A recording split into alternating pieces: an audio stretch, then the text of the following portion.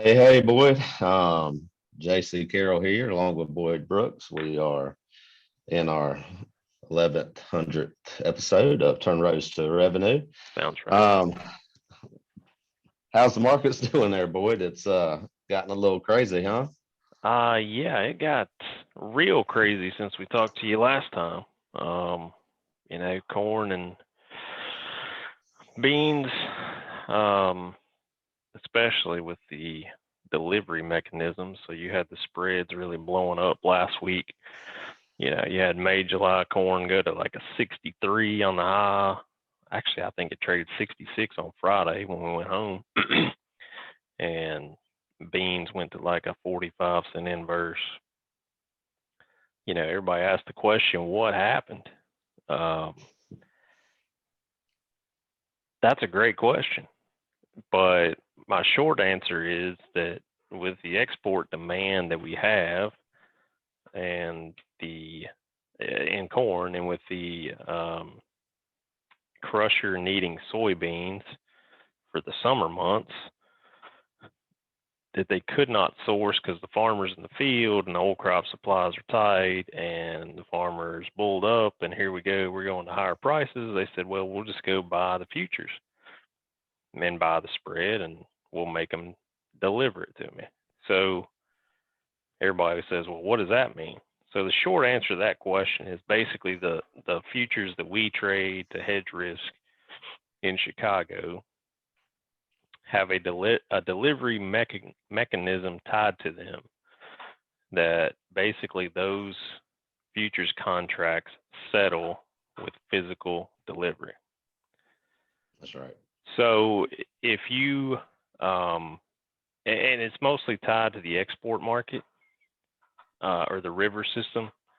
If you're an ethanol plant in South Dakota, that doesn't do you a lot of good. But since the river system and the export terminals are the most liquid and have the most volume, back when this was created in the, I don't know, early 1900s, I believe, is when they switched to physical. You basically could take your contract of corn that you buy in Chicago and just wait until the end of the contract period or first notice day, as many of you are probably familiar with. You probably had your futures broker tell you, hey, you got to be out of this by first notice day unless you want to take delivery, right? So if you're long those futures, then you can just decide, well, I'll go load out my corn in Chicago or along the Illinois River and say I bought it at $5. They'll have to give it to me at $5. So it turned into one of those crazy scenarios last week where your ADMs, your bungies, your Cargills are short a lot of barges of corn, mostly probably to China, obviously some other business. And they said, well, we can't source it from the farmer. It doesn't matter if we raise our basis another 30 cents, they're not going to ship it to us this week. So they bought the futures and they said, well, we'll just risk taking the delivery of the physical product. So from that standpoint, it made sense. However, I think you had the inflation trade as well, and speculators kind of jumping in a little bit and piling on. So yeah, we rallied corn in April 19%. Beans were up 8%. Wheat was up 18, and I didn't get the cotton percentage, but it was up 400, 500, 600 points. I don't remember where it finally settled, but yeah, it was a wild last 2 weeks of April. After the last 2 or 3 months were fairly flat from January. So yeah, it's been kind of crazy around these parts. Say you haven't been busy, have you, Boyd? Just a little bit. Phone's Just a little bit. not ringing off the hook, is it? Even though it's not on a hook, it rings off my desk. So there you go. yeah, it's been wild. But yeah, so that's kind of the short answer. And I'm not an expert on the delivery system by any means, but that was a big part of the run that we saw in the front month contracts. So Boyd, where do we go from here? Are we in danger of that scenario playing itself out again? And if so, what does that mean short term and kind of, when that does happen again? So I think you've got obviously June and July as we go through the summer months. Supplies are going to continue to be tight until we get to new crop harvest in the southeast, coming off probably July 20th at the earliest, maybe some a little bit earlier than that. So yes, I think we could see spreads continue to act and drive this market. I would think by July we should see Brazilian corn start to hit the world market, and that should calm this thing down a little bit. But we've got a wild 6 to 8 weeks coming up here before this June 30th report. It's going to be, I mean, just look at the overnights. I mean, corn was up, 22, 24, and we closed up 7, but we traded back to unchanged. Beans were up 20 and closed down 10. So wheat the same way. We were up, 15, 18 cents and closed down 15. So it's just going to be, it's going to be one of those markets where you're in the tractor and you look at your app at, 9:35, and you go back and look at it at 10:50, and you're going to say, man, I need to refresh that. That's not right. But it's going to be that crazy for the next few weeks, I think. Good grief. Well, one of the things that we're trying to figure out is after this run, after the dust settles and we do get some South American corn coming into the market, where does that level out? I'm so tired of the phrase "the new normal," but is what's gonna be the new settlement or new trading range? You feel like and go back to the levels that we've seen? You think, or do you think that we've stepped up now because of inflation, because of the fact that we've seen this without a United States drought or anything major, knock on wood, happening in the States here? What do you feel like that new price level would be? I think the answer to that question relies mostly on Chinese demand for next year. Right. Was this a 1 year rebuild our stocks and we're good? Or is this a multi-year program? I start to hear stuff about ASF and the Chinese starting to cancel bean cargoes out of South America because their crush margins are terrible. You start to hear that, the Brazilian corn or the Argentina corn is $1 a bushel cheaper. Why aren't they switching to buy some of that? What is the Chinese end game in all of this? I think is going to be your big picture. How do we answer that question? Personally, I think acres will be up in June for both corn and beans, probably down for cotton a little bit.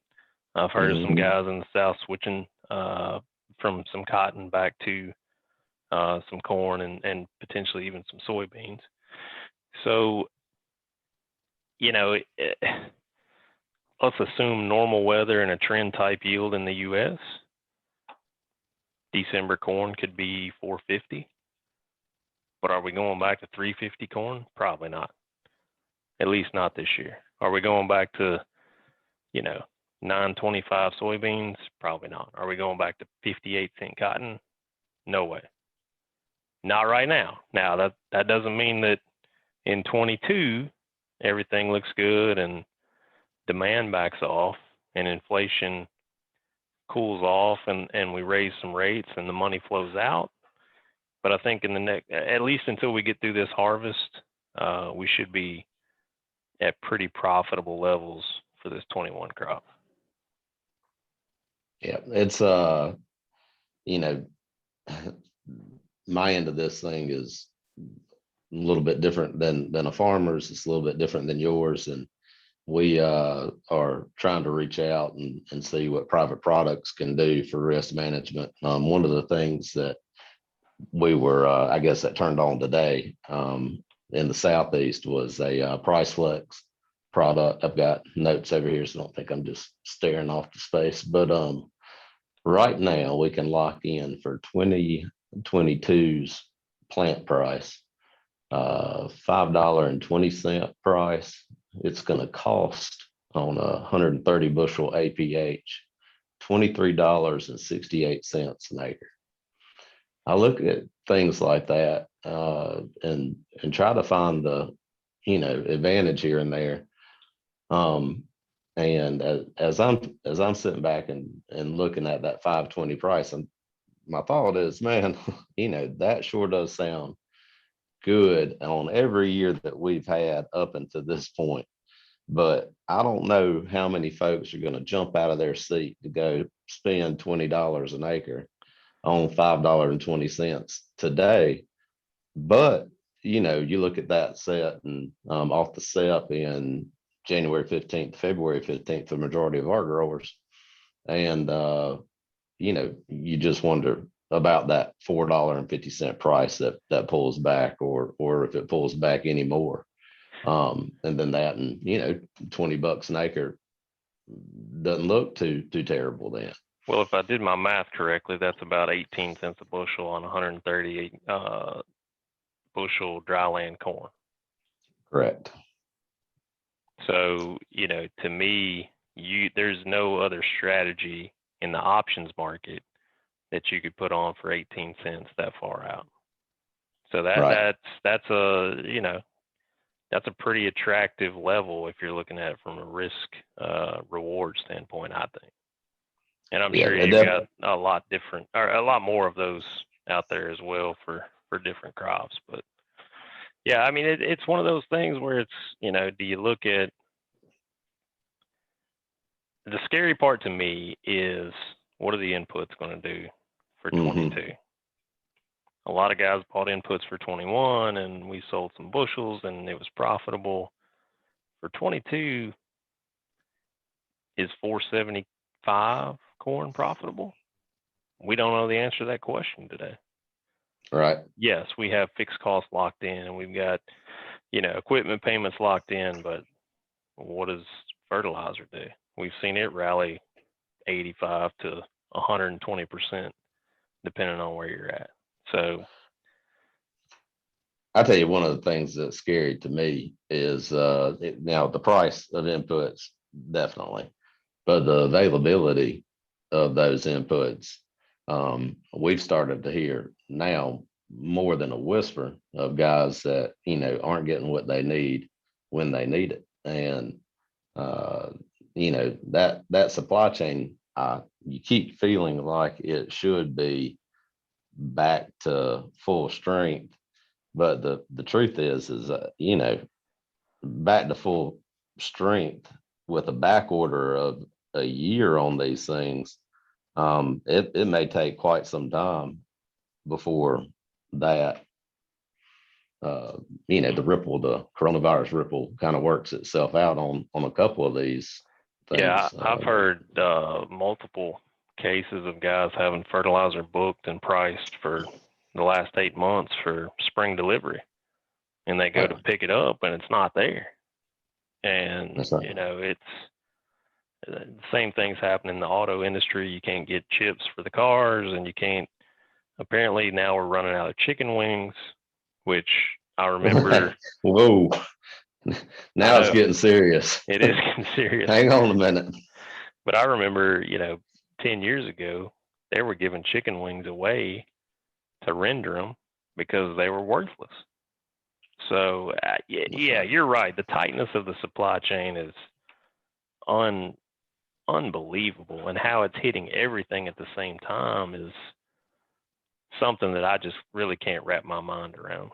So Yeah, it's I think, you know, I said it before, probably talking to you on this thing. I think that we're in the most interesting time in agriculture with the challenges that we're facing through not just, you know, what do we price crops at, when do we price, but the new administration coming in, potentially changing how we're taxed on, you know, how we gift right, the inheritance piece of the farm to the next generation. right.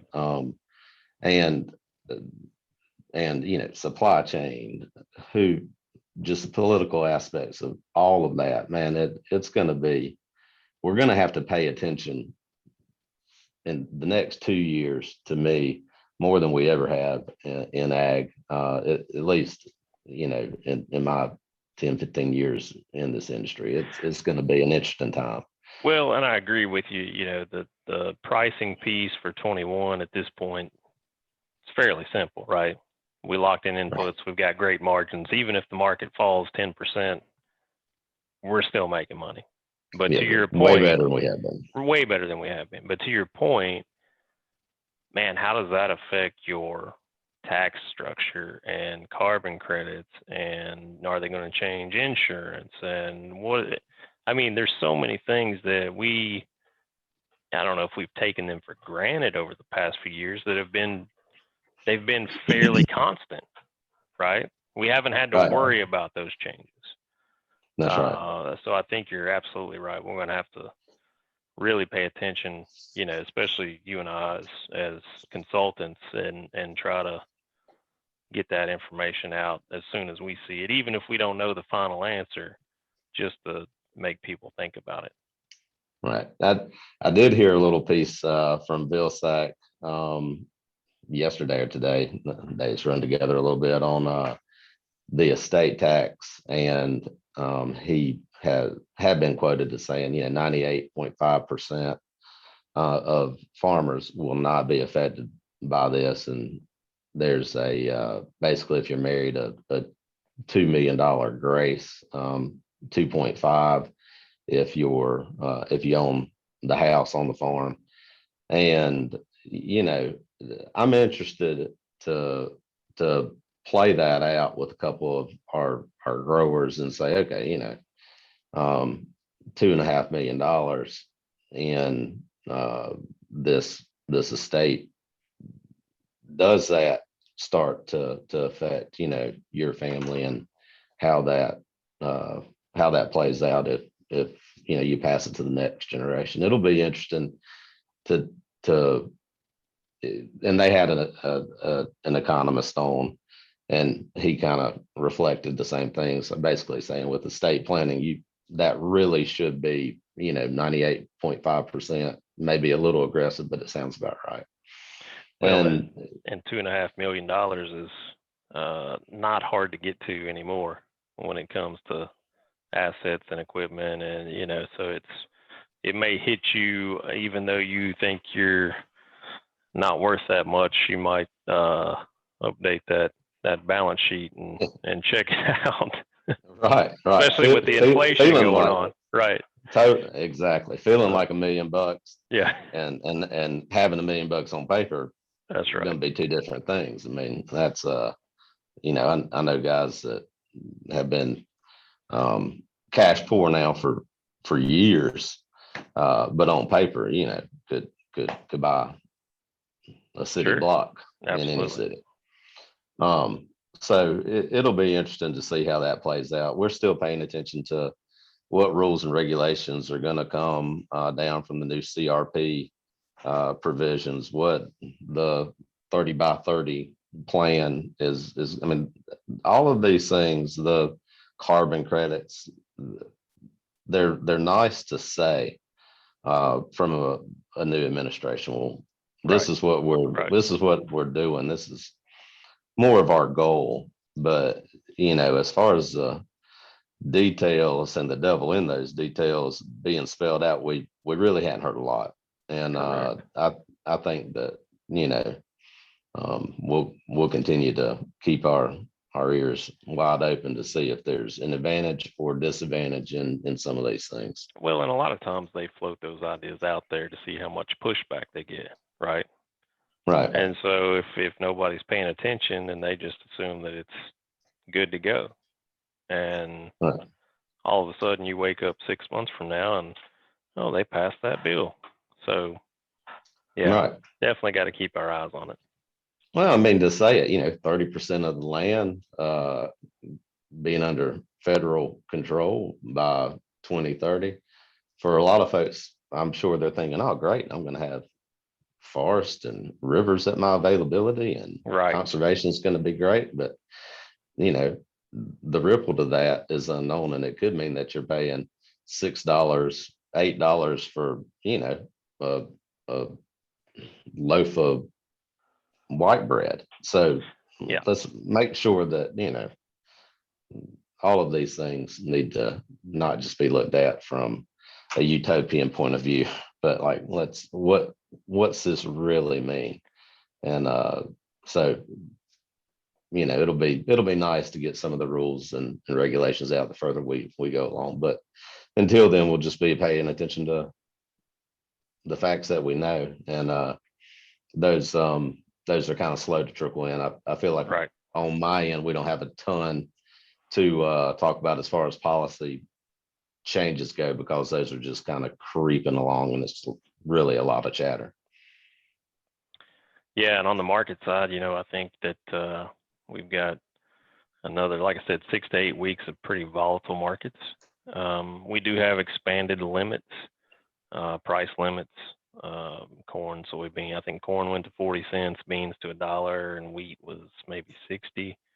I don't think they changed the cotton yet, but it's on a kind of rolling. If it goes up so much, it changes automatically. So those aren't quite as subject to those regulations. But then we also have expanded position limits for the funds. So, you know, the money flow is going to continue to probably drive this thing as far as once we get a crop in the ground and either we feel more comfortable or less comfortable about the production prospects. But you know, just be aware that this money is going to fly in and out of here because it's looking for a place to go. So I think, you know, looking at it from a timing standpoint, typically that end of May, 1st of June, middle of June, seasonally is a pretty good area to start looking at some stuff. And I think we've got a late South American crop. That's going to kind of time up with our planning progress, and hopefully we'll know by then the, you know, 14-day to 30-day forecast for the U.S. So that's kind of what I've got on my calendar as far as getting some protections in place if we have not already done so by that point. Boy, me and you have talked about this a little bit, kind of coming up with our little fictitious farm on paper. I think that I'm going to throw a dart on a map and hit a place in the Southeast today and quote our corn price flex, and on my teeny fake farm, I'm going to buy it. I think that there's enough there to warrant, you know, a $20 an acre move. Like you said, 18 cents on bushel is a very reasonable play on some risk management input cost, and I'm gonna pull that trigger. We're gonna be on the phone talking to our growers about that same move, and just know that you know, I'm not backing away. That $20 an acre is a lot to pay on a product that may or may not reward you, but I think 520 is a pretty solid price when we look to 2022. Well, for instance, if you went to December of 22 and spent that same 18 cents on a put option, the strike price would be $430. There you go. So That's pretty There you go. easy. And That's pretty easy math in my head, which one I pick. right. And now, just for full transparency, they don't work exactly the same. Right, right. You can You still still got your have buffer in there from right, exactly. still But have if you a bumper crop too, correct, and yield out of this price and all those things. But this is guaranteeing $546 an acre. Uh, you know, my money is that if I'm wrong and I don't use the 520 price, then the market's higher and the $20 an acre doesn't mean quite as much to me correct. as if it would if the price is back down to, Yeah, that's a good point. You're not locking $4.30. in a 502 floor on your whole crop, but it does give you those dollars That's right. that you're guaranteed. So absolutely. That's right. Well, let's keep farming on paper here and kind of coming up with what we see as little advantages here and there. And you know, I think that I think it's a good exercise for us and the guys that are listening to this. We're just not shooting from the hip every Right. other time talking about it. We can track some of the things that we're doing. Yeah, it's always good to throw out some numbers and see what those things look like. Completely agree. All right. Well, thanks for all this, Boyd. I know that it's been a busy time. Again, we just want to make sure the folks that you're working with and the folks I'm working with at AgriAlliance are hearing from us about these things and just getting some additional perspective on markets and kind of what to think about what's next. Yeah, So absolutely. thank you. Apologize for missing last week. It was wild in here. So but we'll get another one in this week for sure and be back to you with any updates. Sounds good, man. Thanks, Thank you for your JC. time. I appreciate it. Y'all take Yep. care. See you.